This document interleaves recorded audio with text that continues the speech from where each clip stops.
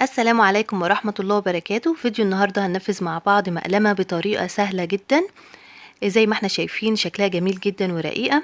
هنبدأ دلوقتي ونشوف الخطوات مع بعض. وقبل ما نبدأ، لو أول مرة بتتابعيني ما تنسيش تشتركي في القناة وتفعلي الجرس علشان يوصلك كل جديد.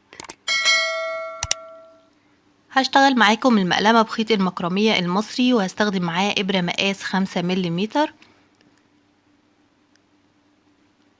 أول حاجة هنبدأ بيها نعمل عقدة البداية.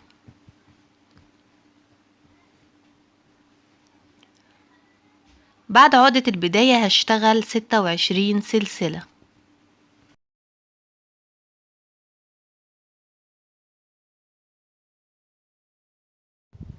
اشتغلت 26 سلسلة بعقدة البداية 27 غرزة، علشان هنشتغل في عقدة البداية كمان. بعد كده هنقلب هنا السلسلة على الظهر وهنتخطى أول سلسلة، وهنشتغل هنا في الحلقات اللي في ظهر السلسلة بغرز الحشو. على كل سلسلة غرزة حشو واحدة لحد ما نوصل لعقدة البداية.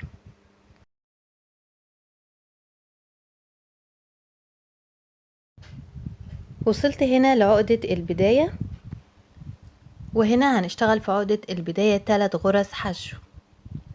كده أول غرزة، 2، 3. هنسحب طرف خيط البداية ده عشان يضيق مكان عقدة البداية، مكان ما اشتغلنا ال3 غرز.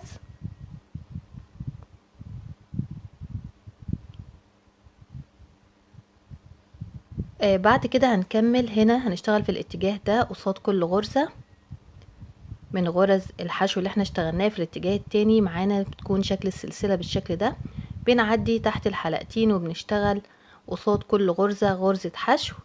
وما ننساش خيط البداية هناخده معانا تحت الغرز علشان نداريه. قصاد كل غرزة غرزة واحدة.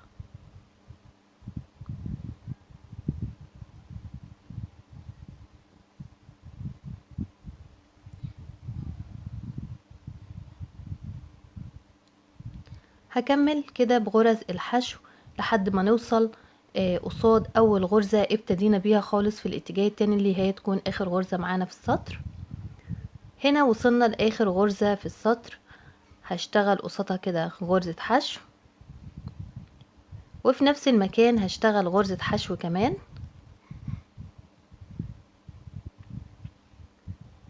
ودلوقتي هنشوف هنقفل السطر ازاي.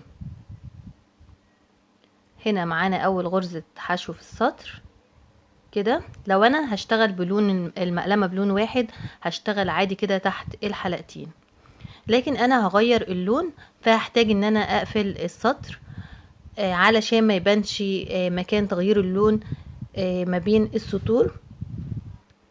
فهنشوف دلوقتي هنقفل السطر ازاي علشان لما نغير اللون ما يبانش معانا بداية ونهاية السطر. زي ما شفنا كده عديت بالإبرة من الخلف وسحبت الحلقة الأخيرة لآخر غرزة، بتكون معانا بالشكل ده.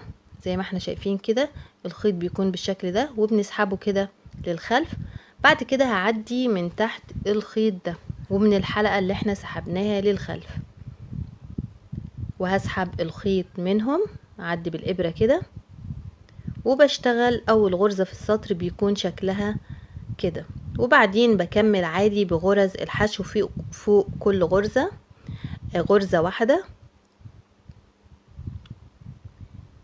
على كل الغرز اللي احنا اشتغلناها هنشتغل بغرز الحشو، حتى ال3 غرز اللي احنا عملناهم في عقدة البداية فوق كل غرزة غرزة واحدة لحد ما نوصل لأول غرزة ابتدينا بيها.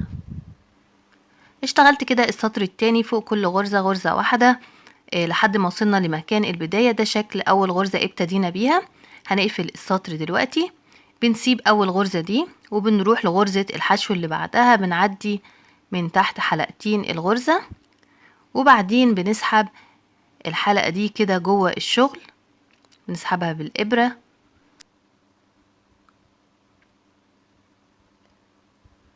وبعدين دلوقتي هنبتدي سطر جديد بنفس الطريقة.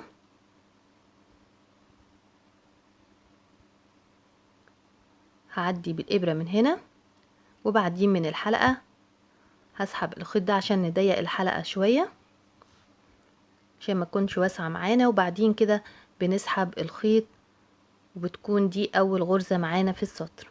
هكمل دلوقتي كده بغرز الحشو، وكل مرة هنقفل السطر بنفس الطريقة. دلوقتي انا هشتغل كمان سطرين بنفس اللون ونرجع علشان نشوف ازاي بنغير اللون. اشتغلت كده سطر وده السطر التاني. في نهايته قبل ما اوصل لنهاية السطر هجيب اللون الجديد اللي انا هشتغل بيه السطر اللي بعد كده. هيكون باقي معانا كام غرزة كده في السطر زي ما احنا شايفين، ونبدأ نشتغل غرز الحشو ومعانا اللون الجديد تحت الغرز زي ما احنا شايفين بالطريقة دي. هاخد الخيط الجديد اللي انا هشتغل بيه تحت الغرز قبل نهاية السطر بكام غرزة. دي طريقة كويسة لتثبيت الخيط وكمان مش بتبان.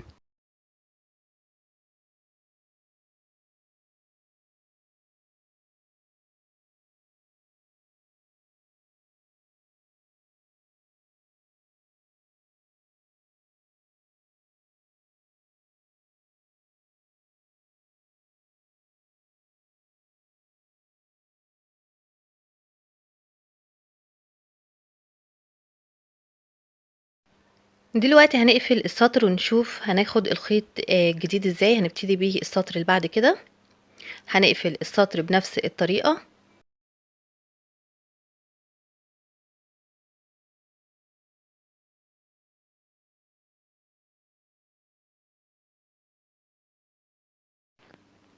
هنبتدي دلوقتي السطر الجديد. هعدي بالإبرة وبعديه من الحلقة اللي جوه، وهناخد اللون الجديد مش هناخد اللون اللي احنا كنا شغالين بيه. هسحبه كده وابتدي اول غرزة في السطر وهكمل عادي بنفس الطريقة. اخد معايا اللون التاني علشان اثبته تحت الغرز. انا قطعت الخيط وهاخده معايا تحت الغرز، سبت جزء منه كده عشان اثبته تحت الغرز. لو حبيتي تغيري اللون تاني هتغيري برضو بنفس الطريقة.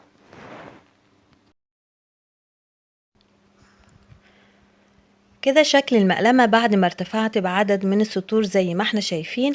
دلوقتي هنشتغل اخر سطر وهيكون بغرزة المنزلقة بنفس الطريقة اللي احنا بنقفل بيها كل سطر. هسحب الخيط كده وبعدين هروح على طول للغرزة اللي بعدها زي ما احنا شايفين. سحبنا الحلقة دي، هروح على طول على الغرزة اللي بعدها، عدي بالإبرة وهسحب الخيط وهشتغل غرزة منزلقة. الغرزة اللي بعدها ونسحب الخيط ونشتغل منزلقة. هكمل فوق كل الغرز غرزة منزلقة لحد ما نوصل لأول غرزة منزلقة ابتدينا بيها.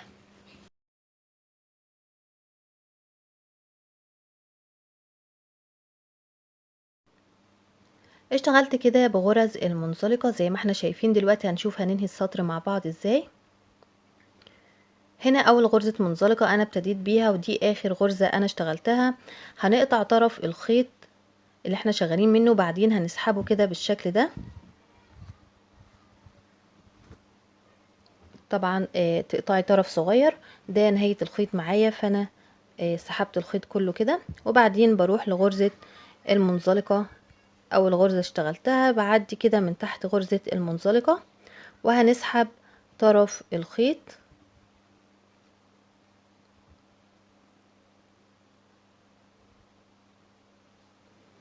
وبعدين ارجع لغرزة المنزلقة الاخيرة. هعدي في منتصف الغرزة من جوه الشغل وهسحب الطرف ده للداخل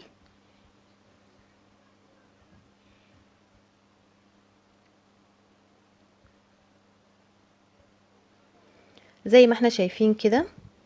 قفلت السطر.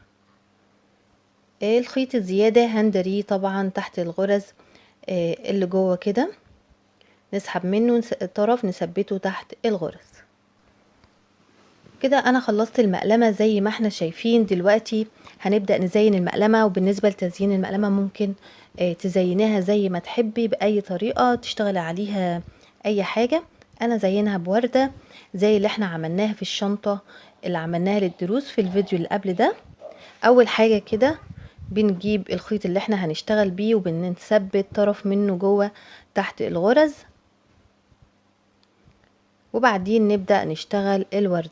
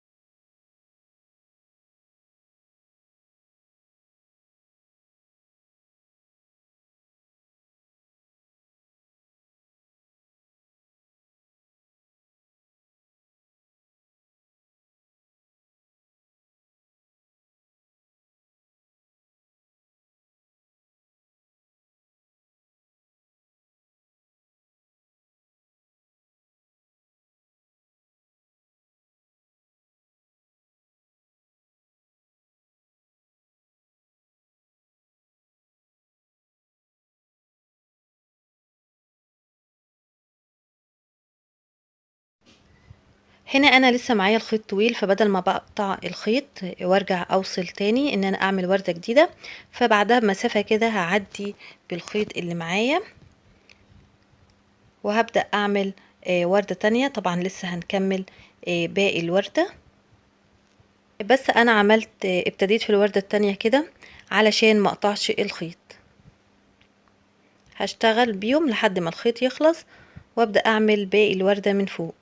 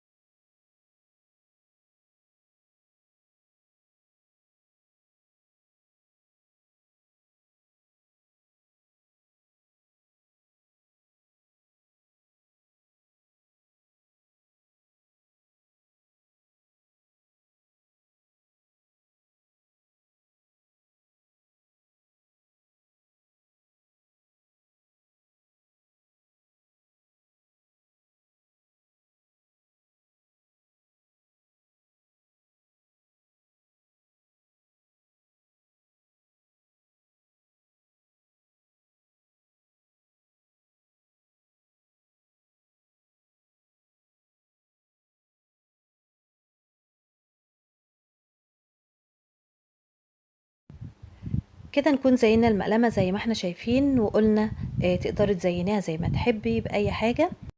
المهم ان احنا شفنا طريقة المقلمة قد ايه سهلة. دلوقتي باقي معانا ان احنا هنركب سوستة للمقلمة. هنركب هنا سوستة، وبكده نكون وصلنا لنهاية فيديو النهاردة. اتمنى يكون الفيديو عجبكم وتكونوا استفدتوا من الشرح، وما تنسوش اللايك، ولو اول مرة بتتابعيني ما تنسيش تشتركي في القناة وتفعلي الجرس علشان يوصلك كل جديد. والسلام عليكم ورحمة الله وبركاته.